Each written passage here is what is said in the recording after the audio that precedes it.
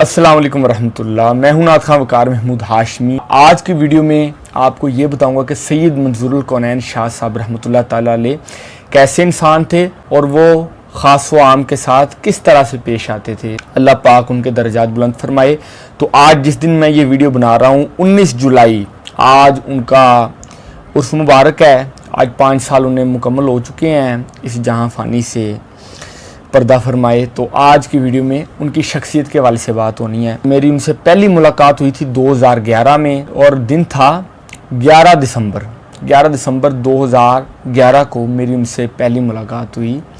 और इससे कबल एक दो दफ़ा उनसे फ़ोन पर मेरी बात हुई थी। अब्बू जान के साथ बड़ा उनका दोस्ताना ताल्लुक़ था और बड़े प्यार के साथ वो पेश आते थे और बड़े अखलाक से बात करते थे। और बाद में ये ताल्लुक़ इतना गहरा हो गया कि अब्बू जान और शाह साहब 3-3 घंटे फ़ोन पे बात करते थे। एक पैकेज ख़त्म होता था, घंटे वाला पैकेज उस वक्त लगता था, वो ख़त्म होता था, दूसरा पैकेज लग जाता था। तो 2.5-3 घंटे भी अब्बू जान की बातें होती थी।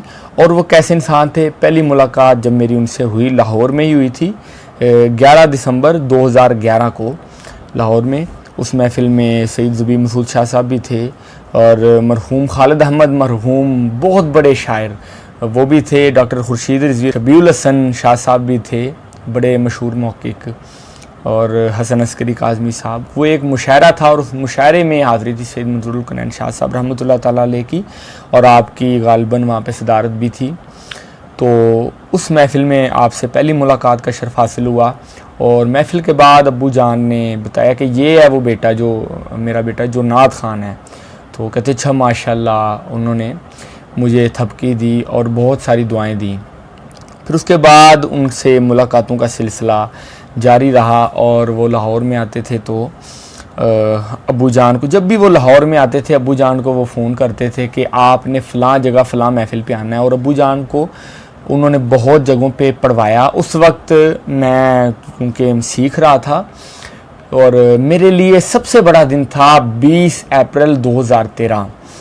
और इस दिन महफ़िल थी ख्वाजा अहमद एहसान साहब के घर चंबा हाउस में। उस महफ़िल में आपके सामने पहली दफ़ा ज़िंदगी में महफ़िल में पढ़ने का शर्फ़ हासिल हुआ था आपकी मौजूदगी में। उनसे पहले भी मतलब उनको फ़ोन पे नाते सुनाते थे और कई दफ़ा उनसे इस्लाह भी ली है। इस हवाले से वो मेरे उस्ताद भी हैं। और 20 अप्रैल 2013 में उन्होंने मुझे चंबा हाउस ख्वाजा अहमद एहसान साहब के घर महफ़िल में नात पढ़वाई। तो वहाँ पे मैंने नात पढ़ी, दिल में उतरते हर्फ से मुझको मिला पता तेरा। वो महफ़िल मेरे लिए इतनी यादगार रही कि सैयद मंजूरुल कौनैन शाह साहब ने अब्बू जान को अपने पास बुलाया। मेरी नात के दौरान अब्बू जान को अपने पास बुलाया और अब्बू जान के गले में चादर डाली और अब्बू जान को बहुत मुबारकबाद दी मेरी। फिर मैंने जब नात पढ़ी उसके बाद हमने नमाज असर का एहतमाम किया। तो उसके बाद फिर सैयद मंजूरुल कौनैन शाह साहब की आपकी मैंने कदम बोसी की और उनके अल्फाज थे, बहुत बड़े अल्फाज हैं ये मेरे लिए। और वो ज़िंदगी का यादगार तरीन दिन था जब उन्होंने मुझे थपकी दी और कहा कि लाहौर विच तू ही होएगा। तो आपकी दुआ है और मुझे उस दुआ के आसार भी नज़र आ रहे हैं।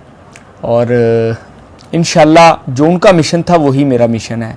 उनका मिशन फ़रोग़ नात था और वो आवाम की फरमाइशों की परवाह नहीं करते थे, जो उनका दिल करता था वो पढ़ते थे। और उनका ये हरगिज़ मकसद नहीं था कि मैं अपनी महफ़िल मल्टीप्लाई करूं और ज़्यादा से ज़्यादा महफ़िलें पढ़ूं। मकसद था फ़रोग़ नात और नात की दुनिया का आखिरी बाबा, ये मेरे उस्ताद जी शहजाद नागी साहब के भी अल्फाज हैं कि आखिरी बाबा नात सैयद मंजूरुल कौनैन शाह साहब रहमतुल्लाह ताला अलैह आप थे। उसके बाद इस वक्त कोई भी ऐसा नहीं है जो आपके नक्शे कदम पे चल रहा है और फ़रोग़ नात के वाले से अपना किरदार अदा कर रहा है। बड़े बड़े गैर नात खान जो हैं वो फ़रोग़ नात पे काम कर रहे हैं, लेकिन एक नात खान का होना बहुत ज़रूरी है। एक नात खान की एक नात को नात खान ही समझ सकता है, गैर नात खान ही समझ सकता। तो आज के दौर में नात खां कोई नहीं काम कर रहा, हर कोई महफ़िलें मल्टीप्लाई करने के चक्करों में है। तो सैयद मंजूरुल कौनैन शाह साहब रहमतुल्लाह ताला अलैह वो शख्सियत थे कि जो महफ़िल की परवाह नहीं करते थे, महफ़िलों में जाते थे लेकिन इस मकसद से कि मैंने नात के फ़रोग़ पर काम करना है। और वो नौजवानों की तरबियत भी करते थे, उन्हें बताते थे कि आपने इस रास्ते की तरफ जाना है, आपने आगे اپنے آگے ایسے لوگ تیار کرنے ہیں کہ وہ بھی نعت کے فروغ پہ کام کریں، لیکن ایک بھی بندہ ان کی اس بات پر عمل نہیں کر رہا، اور جن کی انہوں نے میرے سامنے تربیت کی ہے، ان کو جھاڑا ہے، وہ سارے لوگ اس وقت صرف محفلیں ملٹی پلائی کرنے کے چکروں میں ہیں، کوئی بھی ان کی تعلیمات پر صحیح طریقے سے عمل نہیں کر رہا، کوئی اختلافی موضوعات پکڑ کے بیٹھا ہے، ٹھیک ہے، کوئی اپنے فکس حلقہ باب میں جا کے نعتیں پڑھتا ہے، نیوٹرل کوئی بھی نہیں ہے۔ تو شاہ صاحب کی جو سوچ تھی، ان کی جو فکر تھی، اس پہ کوئی بھی عمل کرنے والا نہیں ہے، اور نہ ہی کوئی ایسا نظر آ رہا ہے۔ شاہ صاحب سے پھر میری کافی ملاقاتیں رہیں، اور بڑی دعا اور پیار دیتے رہے، اور بلکہ کئی محفل میں جب میں پہلے پڑھ لیتا تھا اور وہ بعد میں آتے تھے تو پھر ابو جان سے پوچھتے تھے کہ تیرے پتر نے پڑھ لیتا ہے؟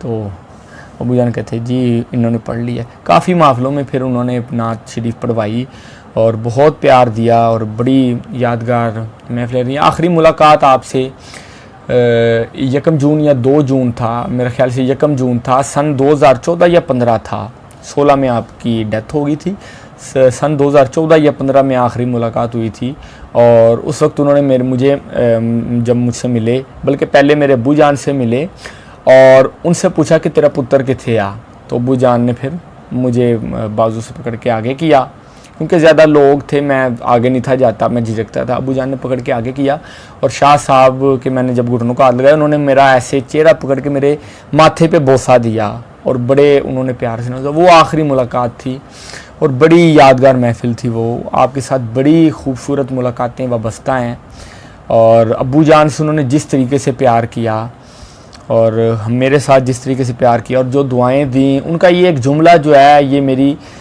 سمجھ لیں کہ ایک میرے لیے موٹیویشن ہے، ایک جملہ یہ میرے لیے حاصل زندگی ہے کہ پتر لاہور چ تو ہی ہوئے گا، اور اس کے آثار مجھے نظر آ رہے ہیں اس وقت، کہ اس وقت جس طرح لوگ مجھے پیار دیتے ہیں، جو مجھ سے ملنے والے ہیں وہ مجھ سے منافقت نہیں کرتے الحمدللہ، جو نہیں ملتے وہ پیٹھ پیچھے بہت کچھ کہہ دیتے ہیں، لیکن وہ بھی مل کے بعد میں وہ بھی کہتے ہیں کہ نہیں وقار بھائی معاملہ کچھ ہو رہا ہے، آپ ہمارے بھائی ہیں۔ تو سید منظور الکونین شاہ صاحب رحمۃ اللہ تعالیٰ علیہ بہت عظیم انسان تھے، ہمیں چاہیے کہ ہم شاہ صاحب کے مشن کو جاری رکھیں اور ان کے نقش قدم پہ ہم چلیں۔ تو دعا اللہ پاک ہمیں عمل کرنے کی توفیق عطا فرمائے، اور آپ لوگ میرے لیے دعا کیجیے گا کہ میں فروغ نعت پہ اسی طرح کام کروں۔ اس وقت میں اپنے ایک مطلب جہاں تک میری پہنچ ہے میں وہاں تک کام کر رہا ہوں، لیکن میں اللہ پاک سے توفیق مانگتا ہوں کہ اللہ پاک میرے وسائل میں اضافہ کرے، تاکہ میں شاہ صاحب کی نقش قدم پہ عمل کروں، اور فروغ نعت پر اس طرح میں کام کروں جس طرح شاہ صاحب چاہتے تھے کہ کیا جائے۔ السلام علیکم ورحمۃ اللہ وبرکاتہ۔